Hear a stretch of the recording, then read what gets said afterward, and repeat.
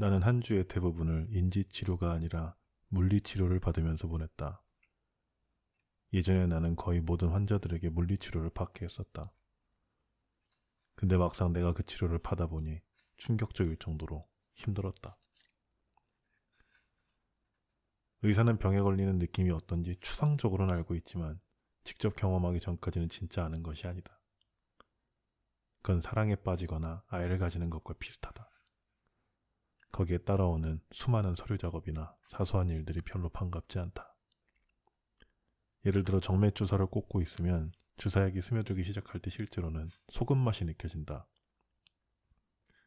의사들은 모든 환자에게 벌어지는 일이라고는 하지만 11년 동안 병원에 몸담으면서 나는 고통의 구체적인 느낌을 전혀 알지 못했다. 물리치료에서 나는 엿기가 아니라 겨우 두 다리를 들어 올리고 있었다.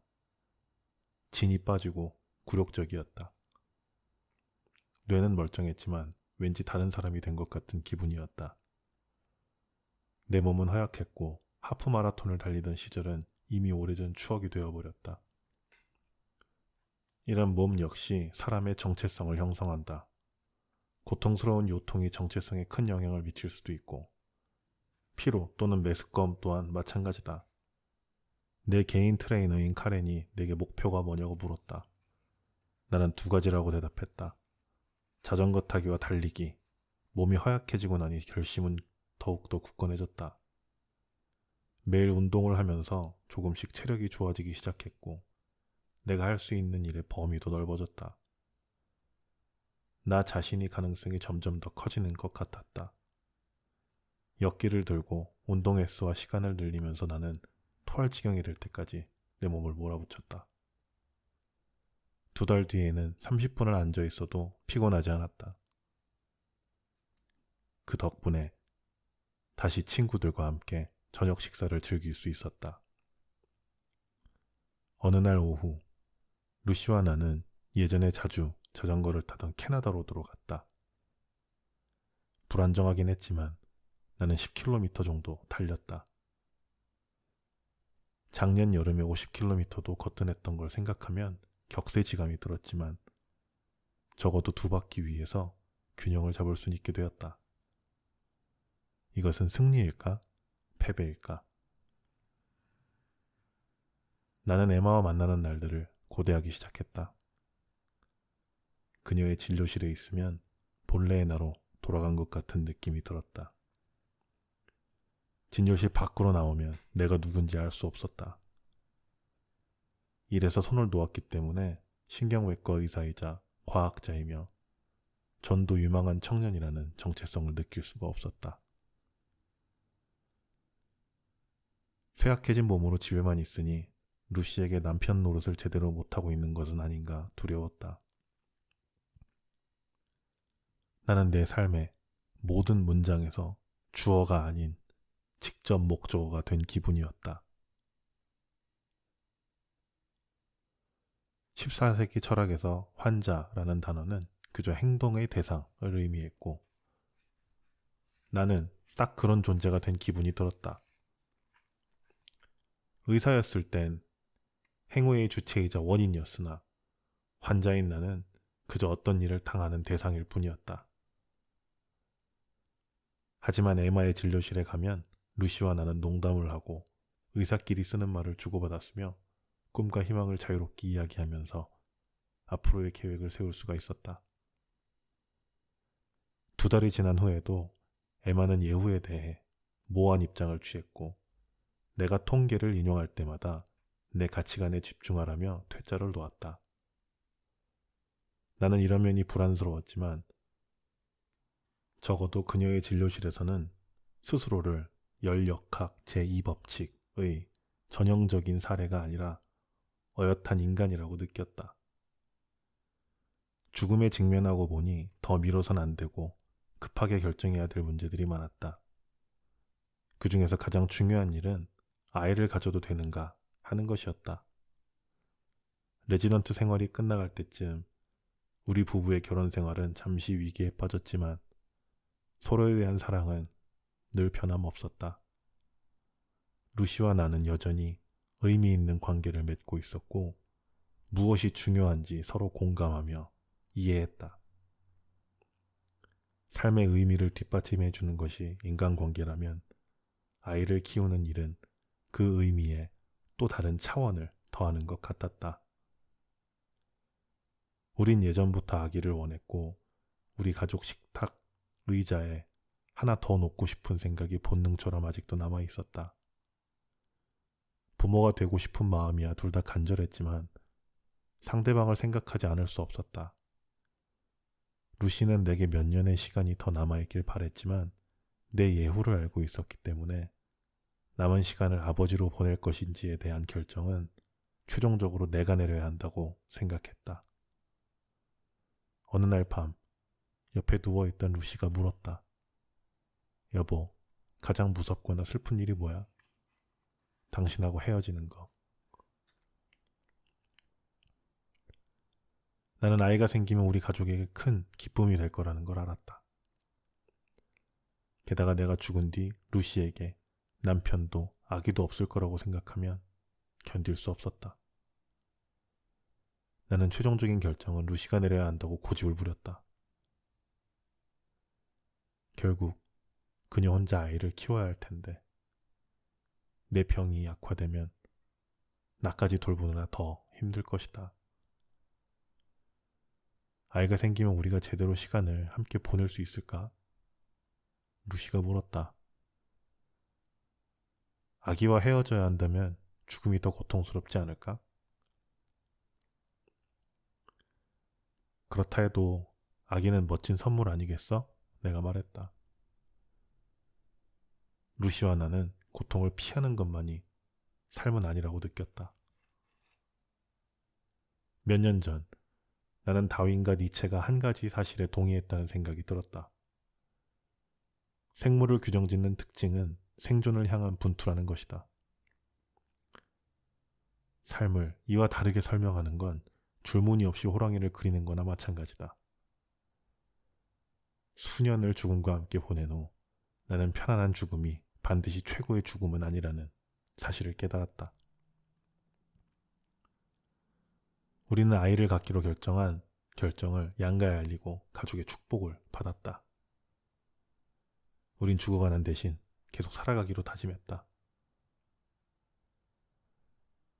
내가 암 치료를 받고 있었기에 보조 생식이 유일한 방법이었다.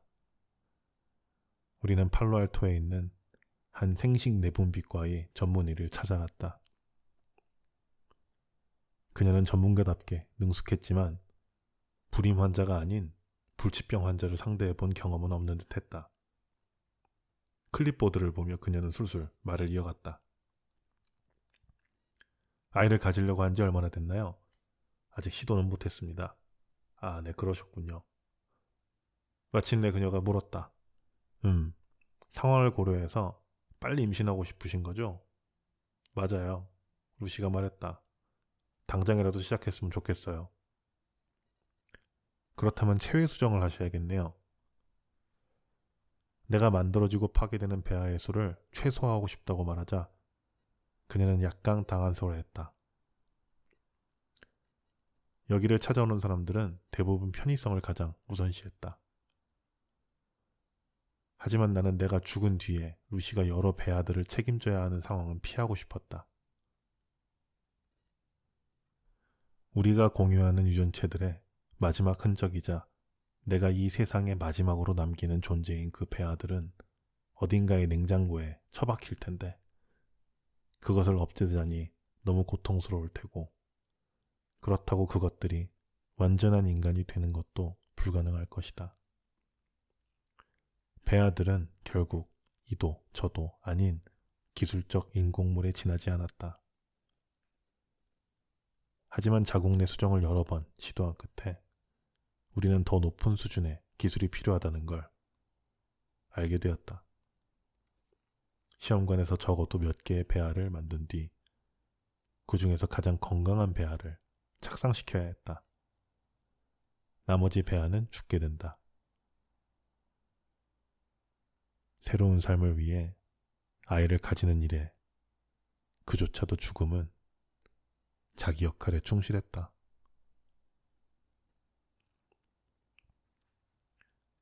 치료를 시작하고 나서 6주 후 나는 타세바의 효과를 알아보기 위해 CT 촬영을 했다. 내가 기계에 내려오자 CT 기사가 말했다. 선생님, 원래는 이런 거 말씀드리면 안 되는데 저기 컴퓨터가 있어요. 결과를 확인하고 싶으면 가서 보세요. 나는 화면에 사진들을 올리며 내 이름을 입력했다.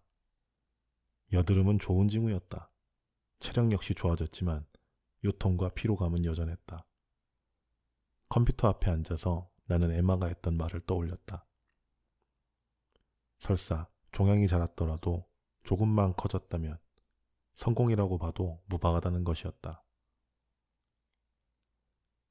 나는 종양이 조금만 자랐더라도 희소식이라고 속으로 되뇌이면서 숨을 한번 내쉬고 클릭했다.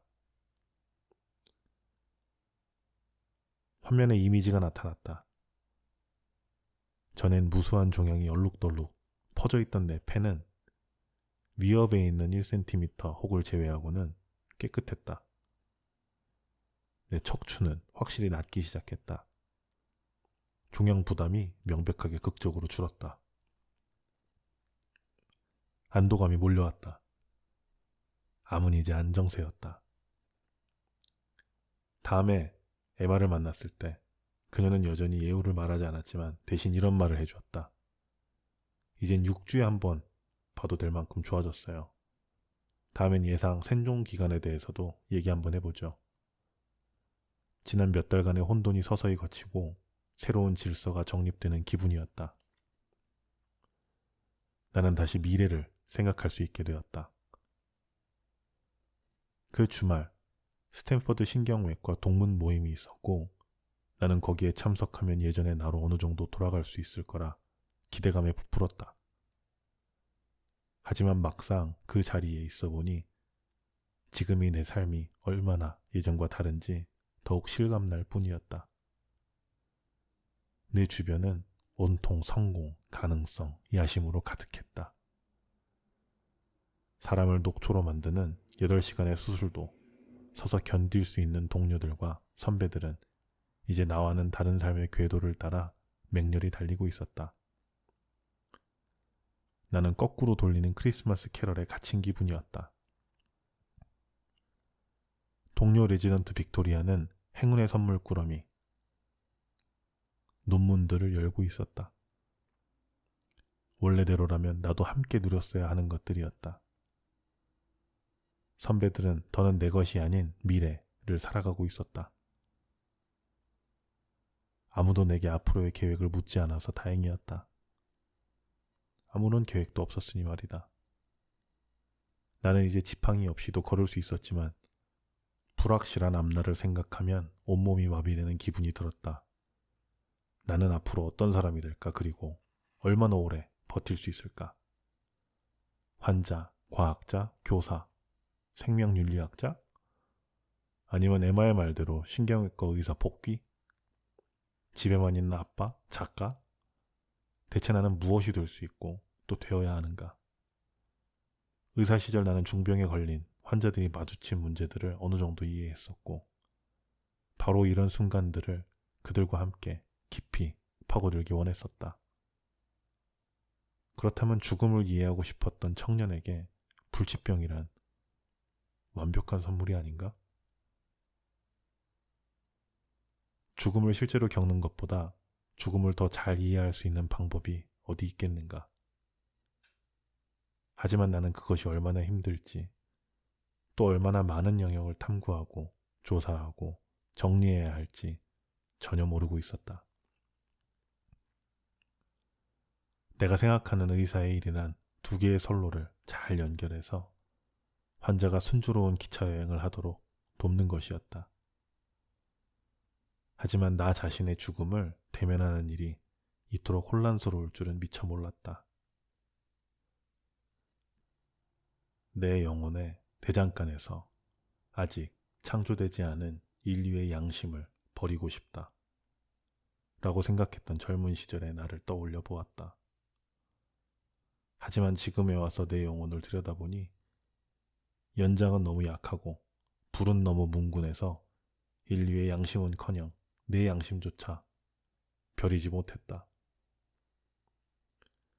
죽음의 단조로운 황무지에서 방황하던 나는 수많은 과학 연구들, 세포 내 분자 통로, 생존 통계의 끝없는 곡선에 아무 흥미를 느끼지 못했고 결국 다시 문학을 읽기 시작했다.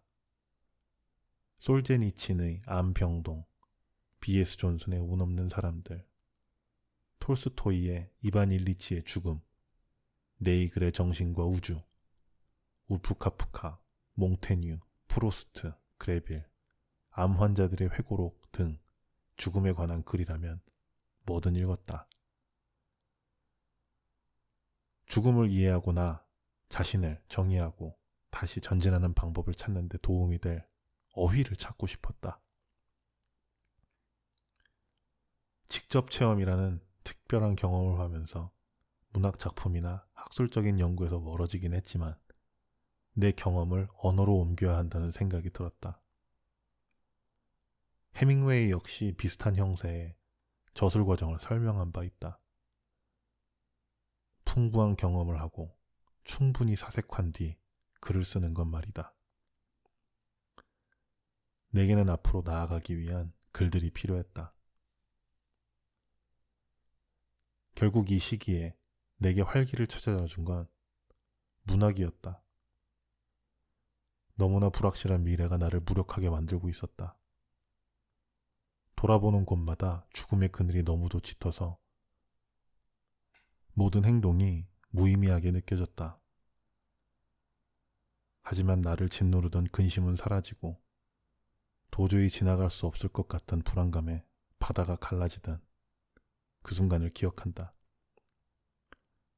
여느 때처럼 나는 통증을 느끼며 깨어났다. 아침을 먹은 뒤엔 할 일이 아무것도 없었다.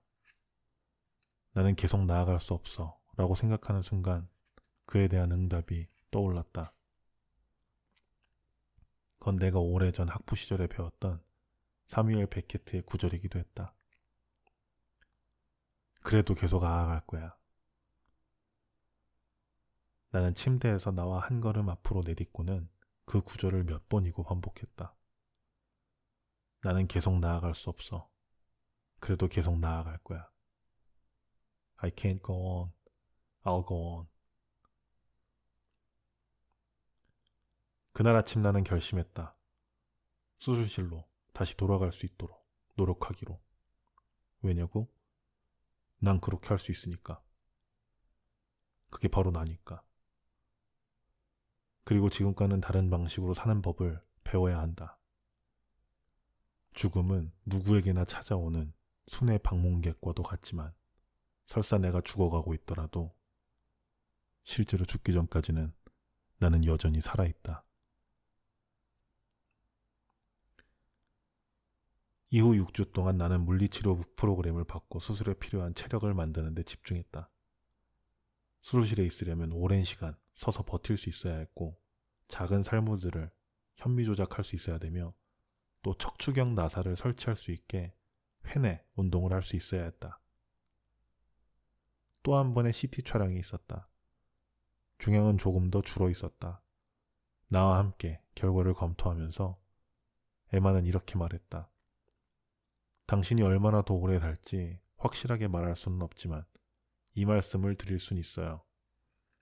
당신 바로 전에 진찰한 환자들은 7년 동안 타세월을 복용하면서 별탈 없이 버텨왔어요. 당신의 암이 안정되려면 갈 길 아직 멀지만 지금 상태를 보면 10년 정도 더 사는 것도 허황된 꿈만은 아닙니다. 확신할 수는 없지만 절대로 터무니없는 얘기가 아니에요.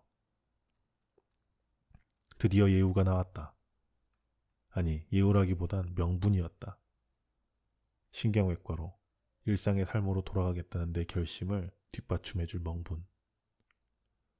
10년이란 전망이 많이 기쁘면서도 다른 한편으론 에마가 내게 신경외과 의사로 복직하는 건 힘드니 더 쉬운 일을 찾아보라고 말했으면 좋겠다. 지난 몇 달 동안 힘들었던 건 분명한 사실이지만 심적 부담이 한결 줄어든 면도 있다는 걸 깨닫고 깜짝 놀랐다. 신경외과 의사로서 짊어져야 하는 지독한 책임감에서 해방됐으니 말이다. 솔직히 말해 그런 멍해를 피하고 싶은 마음도 있었다.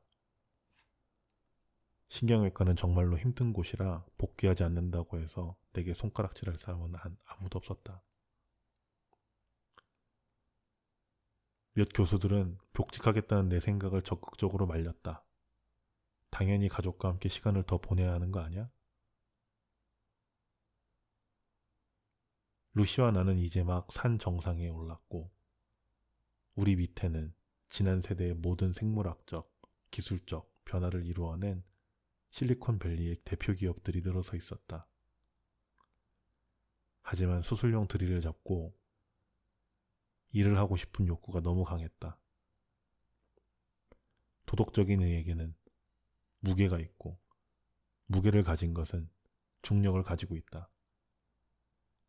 그래서 생사가 걸린 막대한 책임을 져야 하는 의무가 나를 다시 수술실로 끌어당겼다. 루시는 내 생각을 전폭적으로 지지해 주었다.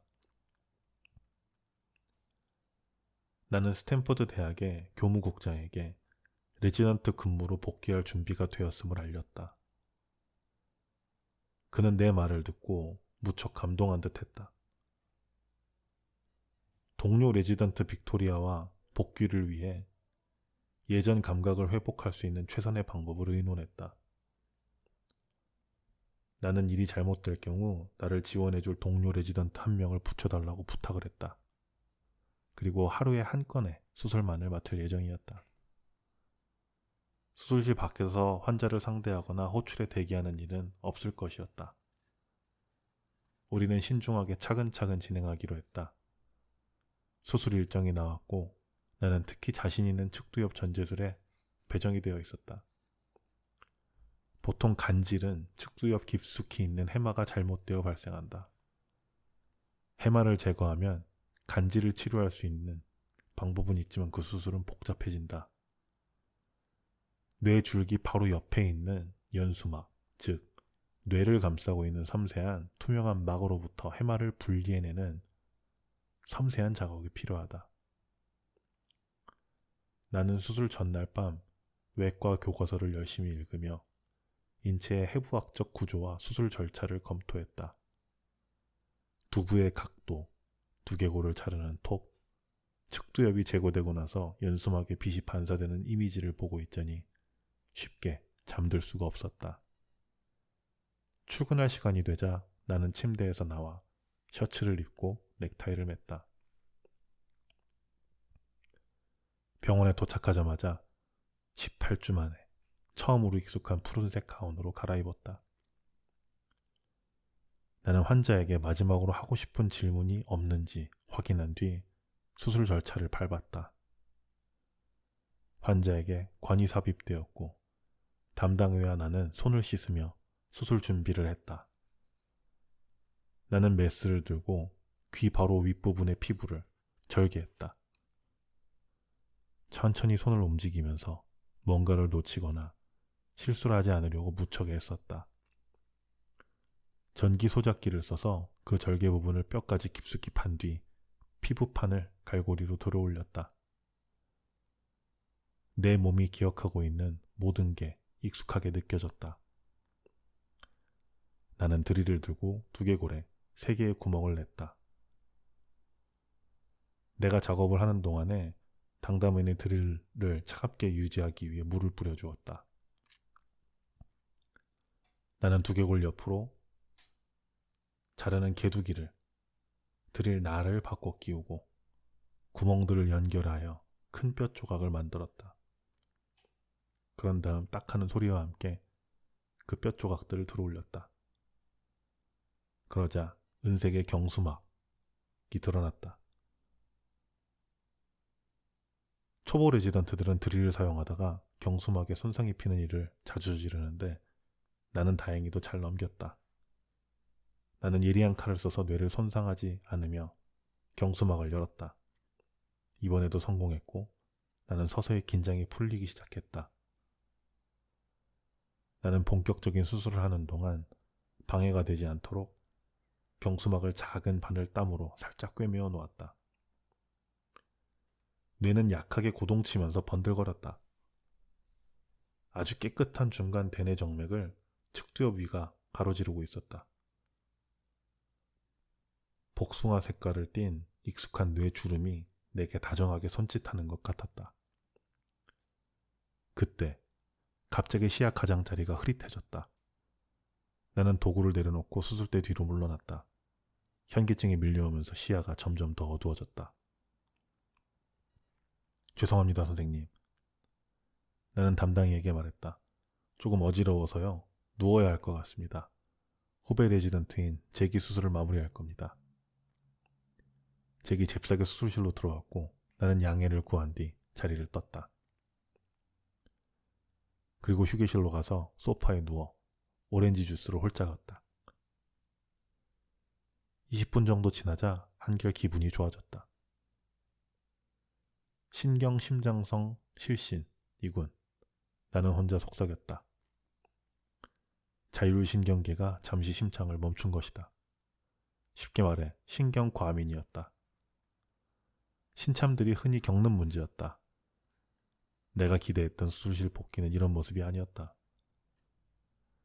난 라커룸으로 가서 옷을 세탁실에 던지고 평상복으로 갈아입었다. 나가는 길에 깨끗한 수술복을 한 무더기를 집어들었다. 나는 내일은 더 나을 거라고 중얼거렸다. 실제로 그랬다. 날이 갈수록 수술이 손에 익었다. 하지만 예전보다 속도는 느려졌고 셋째 날 나는 환자의 척추에 퇴행성 디스크를 제거하고 있었다. 나는 부풀어 오른 디스크를 응시하면서 정확한 조처를 기억해내려고 애썼다. 나를 감독하던 동료는 뼈집게로 조그만 뼈조각들을 드러내는 방법을 제안했다. 그래요. 보통은 그렇게 하죠. 나는 중얼거렸다. 하지만 다른 방법이... 나는 20분 동안 뼈를 조금씩 갉아내면서 예전에 내가 해냈던 좀 더 훌륭한 방식을 떠올리려고 애썼다. 척추의 다음 단계를 살펴보다 좋은 생각이 떠올랐다. 곧 도구 가져와요. 나는 큰 소리로 말했다. 나우망치하고 캐리슨도요. 나는 30초 만에 디스크를 통째로 제거했다. 난 이렇게 합니다. 내가 말했다. 그 후 몇 주 동안 나는 체력이 좋아졌고 점점 더 능수능란하게 수술을 하게 되었다. 내 두 손은 1mm도 안 되는 혈관을 손상 없이 다루는 방법을 다시 익혔고 내 손가락들은 예전에 알았던 기술들을 다시 발휘했다. 한 달 뒤 나는 수술을 거의 처음부터 끝까지 할 수 있었다. 나는 수술에만 집중하고 행정사무나 환자관리, 야광과 주말, 대기 같은 업무는 빅토리아를 비롯한 다른 고참, 레지던트들에게 맡겼다. 그런 일들엔 이미 통달했으니 이제 복잡한 수술의 세밀한 부분들을 익히기만 하면 완벽하다고 느꼈다. 수술이 끝나면 무척 지쳤고 근육이 불타는 것처럼 아팠지만 차차 나아졌다. 솔직히 말하면 수술이 즐겁지만은 않았다. 한때 수술하면서 느꼈던 본능적인 즐거움은 사라지고 메스꺼움, 통증, 피로감을 이기려는 강철 같은 집중력만 남았다. 매일 밤 집에 오면 나는 한 움큼의 진통제를 입안에 털어놓고 나만큼 빡빡한 일정을 마치고 돌아온 루시 옆에 누웠다. 루시는 이제 임신 3개월 차였고 내 레지던트 근무가 끝나는 6월에 출산할 예정이었다. 우리는 착상 직전에 찍은 주머니배를 사진 찍어 가지고 있었다. 나는 내 삶을 이전 궤도로 돌려놓고 맞겠다는 결심을 더더욱 굳혔다.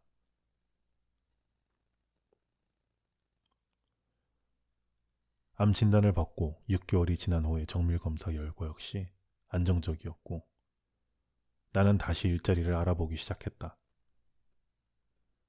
지금처럼 암을 관리하면 앞으로 몇 년은 더 살 수 있었다. 몇 년 동안 잡으려 했었지만 병 때문에 사라져버렸던 경력이 이제 다시 내 손에 잡힐 것처럼 보였다. 승리를 축하하는 뻥빠레 소리가 들리는 것 같았다.